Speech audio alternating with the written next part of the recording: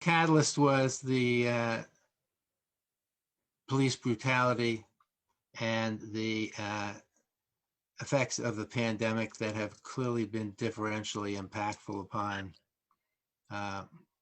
Blacks, indigenous populations, and people of color. After more than 175 years, the American Psychiatric Association has issued a formal apology for its role in perpetrating structural racism that has resulted in a history of actions that has hurt Black, indigenous, and people of color. Accepting slaves as payment for psychiatric treatment through periods in which Blacks were highly disproportionately underwent involuntary or sterilization without informed consent.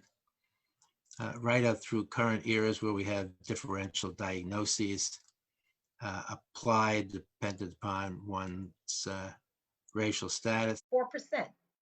4% is the number, most recent number that I've heard is the number of Black psychologists that we have in the United States. Dr. Monique Swift is the president of the New Jersey chapter of the Association of Black Psychologists. Dr. Swift says the apology has come a little too late for the Black and Brown community that she says is now struggling to trust and find treatment for mental health. But I'm turning away clients literally every day.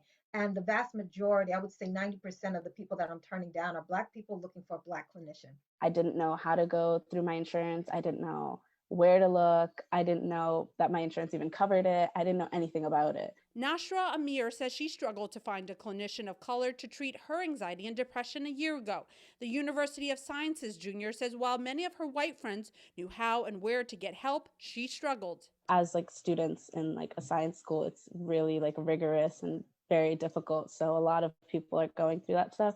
And thank God my school offers all sorts of help, but a lot of them don't reach out. According to a report released in 2020 by the Centers for Disease Control and Prevention, white adults were more likely than Black and Hispanic adults to have received any mental health treatment, medication, counseling, or therapy. There's so many things that are happening within these communities now, but we are also dealing with a lot of the transgenerational traumas that we have.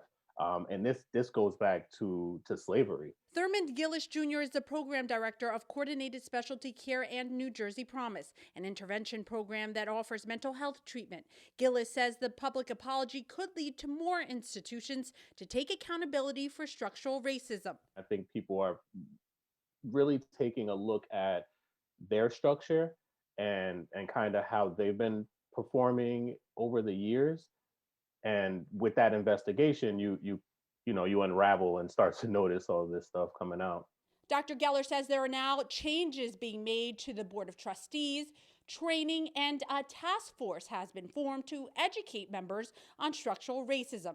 Gillis and Dr. Swift are now demanding that those initiatives and plans aren't just speaking points, but actual actions being taken.